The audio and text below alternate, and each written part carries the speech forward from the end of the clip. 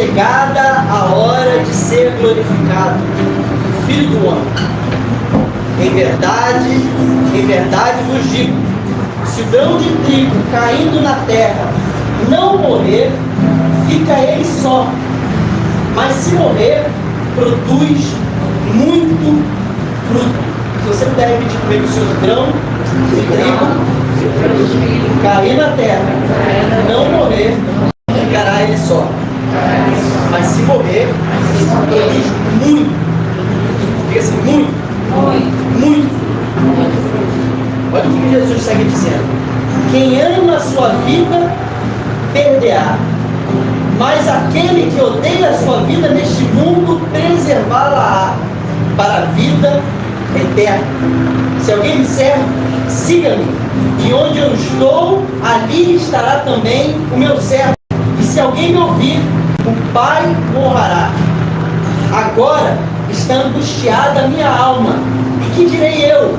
Pai, salva-me desta hora. Mais precisamente com este propósito, vim para esta hora.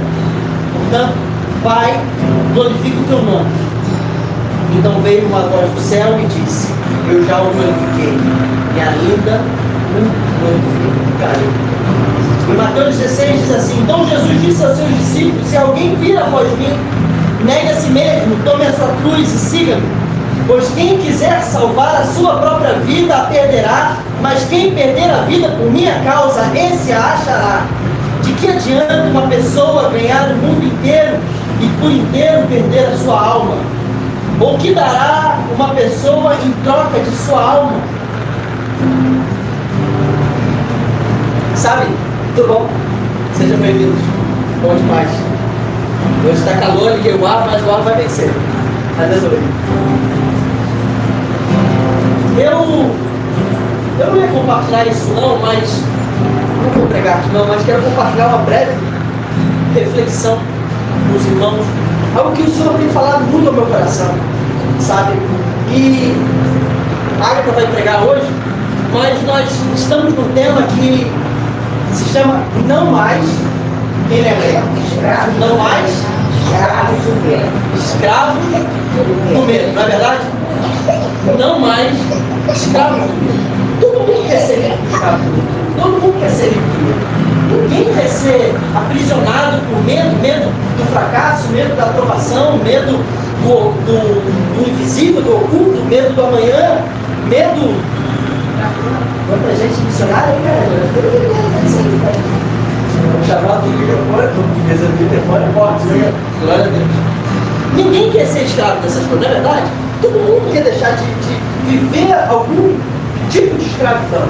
E assim como também todo mundo luta de alguma forma numa dimensão por algum tipo de escravidão na gente. Algum tipo de escravidão em relação, em trabalho, em financeira, sei lá. Alguma coisa, cara, que nos deixa cego e nos faz nos mover pelo medo de perder.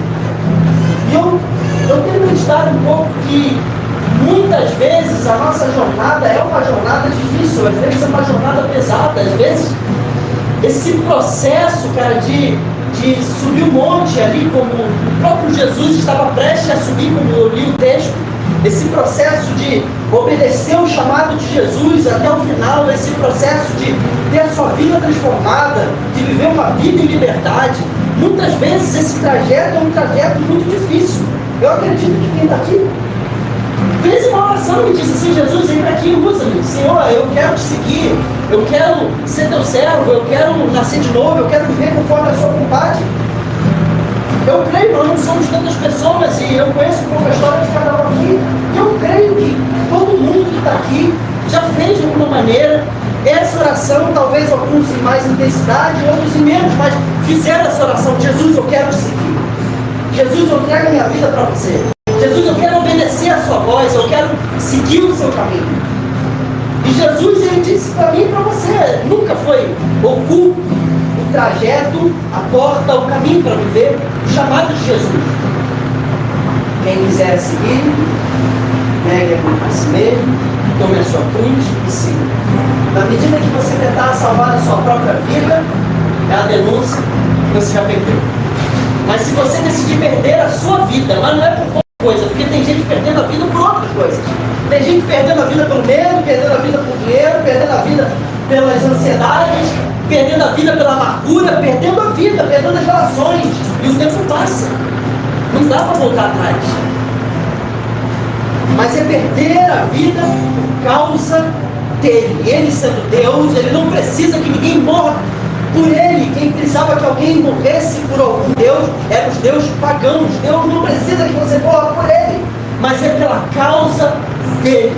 Ele foi a representação pelo porquê nós deveríamos viver e morrer. Quem morre encontra a vida. E nessa jornada de perder a vida, de tomar a cruz e segui-lo, e de perder a vida por causa dele, muitas vezes, assim como foi para Jesus, e nesse texto aqui não relata, isso aqui relata uma previsão do que ele imaginava do que poderia ser. Ele já estava angustiado, só de imaginar o que ele ia trilhar do caminho de onde ele estava até o Gólgota, até aquele monte, com aquela cruz, carregando os pecados da humanidade, os meus e os seus. Ali ele já estava angustiado. Agora vai relatar os textos que esse caminho dele, com a cruz mesmo nas costas, não foi fácil. E Deus levanta um homem chamado Simeão, não lembro agora a cabeça, Simeão, Anassimão, Simeão, tá bom, conhece. Ou com C, pode ser Simeão, chama de C. Mas não te diga, mas o que interessa é a pessoa que de alguma forma foi levantado por aquelas pessoas que estavam ali. Você pode interpretar de diversas formas, mas esse cara carregou a cruz de Jesus. A cruz de Jesus estava tão pesada a ponto de que uma outra pessoa foi levantada para carregar aquela cruz. Às vezes a minha cruz, a sua cruz, durante os processos da nossa vida, vão estar tão pesadas que os acontecimentos ao nosso redor, aleluia, fica comigo, gente. Não se perca não. Leva lá a bolsa. Glória a Deus. Vocês estão comigo, gente? Bem? Às vezes, a nossa cruz, o processo de tomar a nossa cruz, está tão pesado que... Tá vazando, cara? Fala, o cara é treinado aqui nessa casa. Foco, gente. Estou treinando em foco. Ó, eu vou conseguir voltar no mesmo ponto. Quer ver? Em nome de Jesus. Ó, vocês estão comigo? Qual é a última palavra que eu falei? Volta a ter firmeza, cara. Às vezes, o processo que... É isso aí. Às vezes, o nosso processo de carregar a cruz se torna tão pesado que a gente chega até a meio que quase desfalecer. E nesse lugar, Deus vai levantar pessoas, até o senso comum das pessoas ao nosso redor, às vezes nem crentes são, nem creem no próprio Cristo, vão ser levantados no nosso caminho para nos ajudar a carregar a nossa cruz. Mas não é carregar a nossa cruz numa direção contrária do Gólgota. Fica comigo, gente, eu sei que está movimentado, mas eu preciso que você fique comigo. Não é numa direção contrária do Gólgota, da morte, do lugar onde você vai ser crucificado. Não é para diversão ou perder para anestesia. É na mesma direção. Mas talvez, meus irmãos, a gente se esqueça do porquê que, ainda que Deus levante ou pessoas, o senso comum levante pessoas durante o nosso trajeto até a morte, por causa das nossas angústias, por causa do nosso desfalecimento, talvez a gente esqueça durante esse processo que aquela cruz ali, que alguém está carregando por nós, é nossa, é sua. A minha cruz é minha, a parte da sua cruz é sua. Eu posso até, no teu momento de desfalecimento, carregá-la um pouco com você. Mas ela só vai ser consumada no momento que você assume a responsabilidade sobre a sua própria vida, nega a si mesmo e toma a sua cruz até a morte, tendo o mesmo modo de pensar de Cristo Jesus. Presta atenção, irmão. A vida cristã não é bobeira. A vida cristã não é filosofia. A vida cristã não é idealismo. A vida cristã é uma realidade. Só que vida cristã sem morte do eu, sem cruz, sem trilhar o trajeto até o Gólgota, sem esse processo, é só filosofia, é só ilusão, é fábula. O reino de Deus, gente, não é loucura. Uma nova economia não é loucura.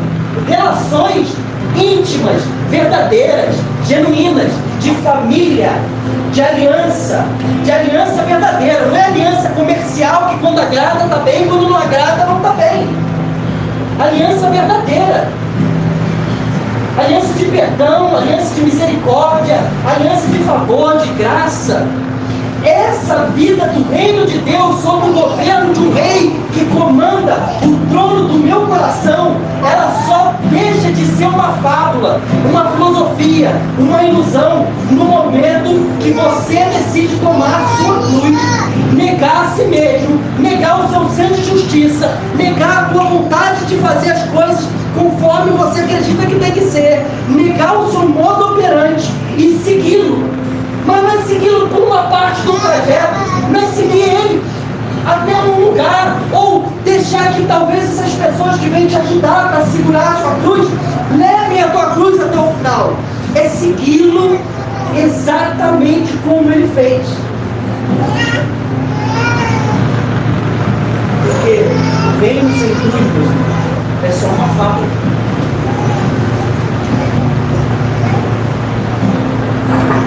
O reino sem entrega, sem morte do eu, sem vida derramada em prol da vida do outro. Não sei se você está entendendo. Jesus estava naquele momento subindo o Gólgota para morrer em prol dos outros, para que, tendo havido a morte nele, pudesse operar a vida em todos nós. E tendo ele feito, ele nos chamou para ir lá. Eu sei fazer exatamente como. Senão é só engano, senão é só religiosidade, senão é só mentira, é só ilusão. E aí o candomblé às vezes resolve melhor o nosso problema. E nós não fomos chamados aqui para isso. Nós fomos chamados para viver o reino dos céus, para orar: Pai nosso que está no céu, seja feita a sua vontade, assim na terra como é no céu. É a sua vontade, é venha o teu reino, seja feita assim como é aí no céu, aqui na terra. Não a minha vontade, não o meu reino, não o meu querer, mas o teu. A cruz não é destino, a cruz é porta. E quem nunca toma de fato a sua cruz com força, com ousadia, com vigor, com energia, com palavra, com aliança, com continuidade, vai viver na estrada da vida até o Gólgota. Nunca vai experimentar ressurreição de verdade. Óbvio que a ressurreição da nossa carne vai ser só quando ele voltar. Mas eu creio sim que há um nível de ressurreição que nós podemos experimentar nessa vida, segundo Efésios, que diz que em Cristo Jesus nós já estamos assentados nele. Graças já dada a Deus que nos deu todas as bênçãos celestiais nas regiões celestiais em Cristo Jesus. Agora isso. Mas se você não tomar sua cruz, e não for com ousadia, e não for determinada, e ficar justificando do porquê tá ruim, quem te machucou, quem feriu, o que aconteceu, por que não, porque sim, nós vamos ficar aprisionados para sempre na mornidão, vivendo uma coisa que não transforma, que não vive, sem vida que vale a pena ser vivida. Imagina chegar no final da vida e a nossa vida ter sido mais ou menos, e a gente descobrir que o que Deus tinha para nós era uma vida que era um barato. E não é um barato de iate, não é uma vida que você pode olhar e falar assim: fui relevante, a minha vida transformou de verdade. Não só a minha história, mas a história das pessoas que o cercam. O meu nome não virou nota de rodapé de livro.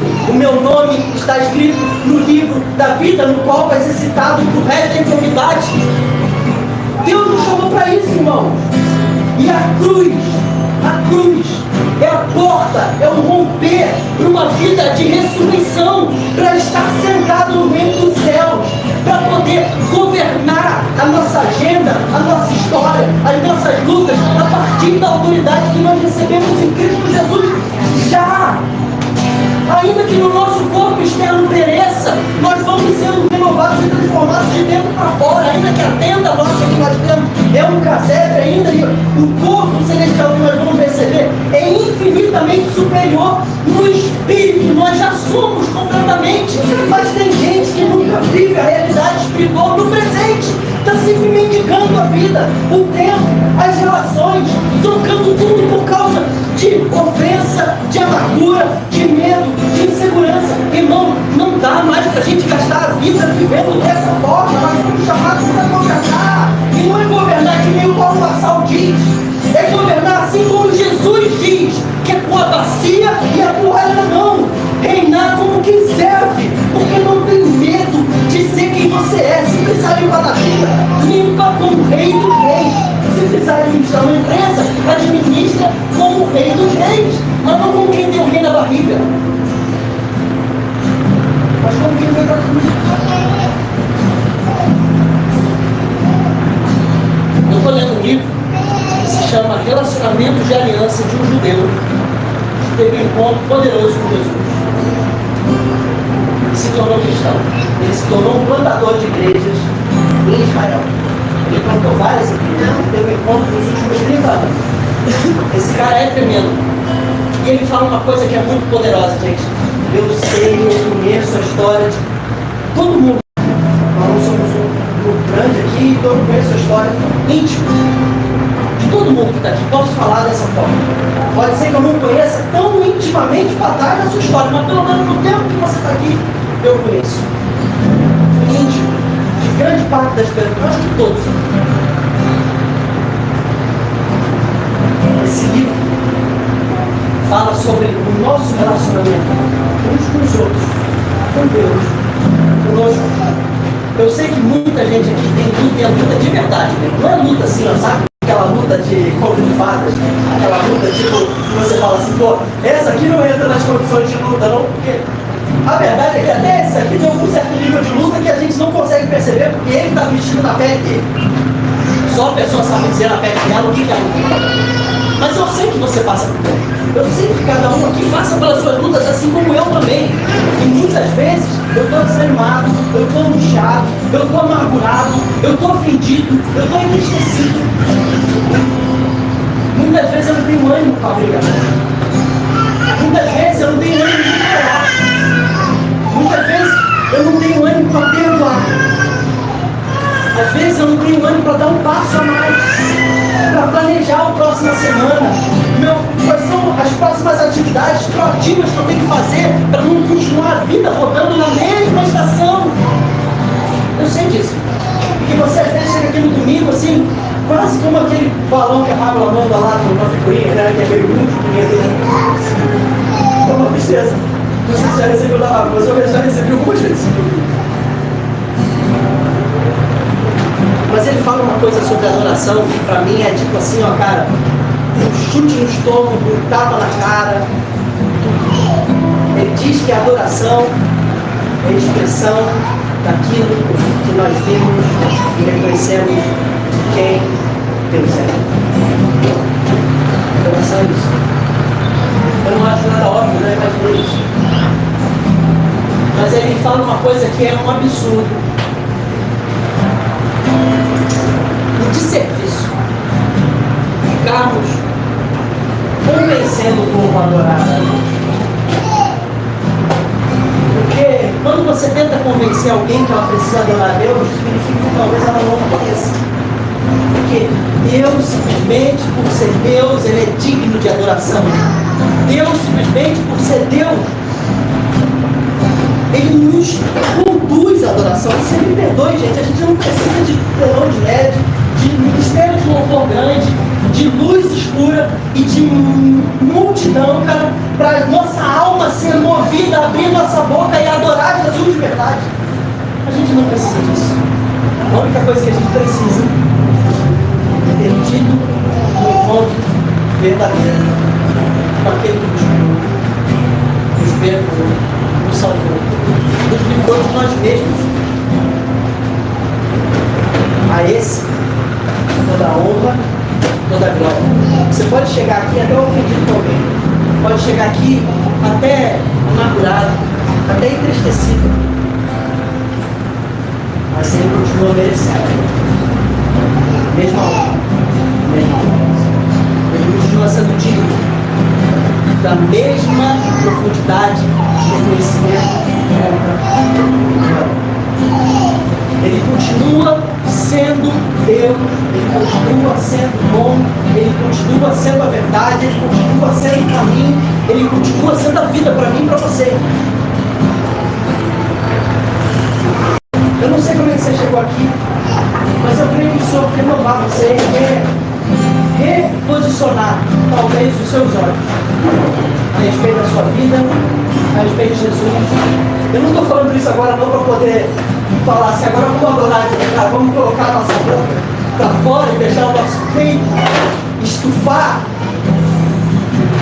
todo o nosso ser transbordar em adoração a Ele. É isso que eu acho que deveria ser.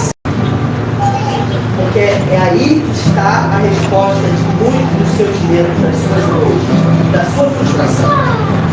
A distância, talvez, da sua energia para de fato ir até o fim onde Jesus foi. Mas eu queria que você pudesse fechar os seus olhos. Eu não sei quando falou isso com você, mas feche seus olhos.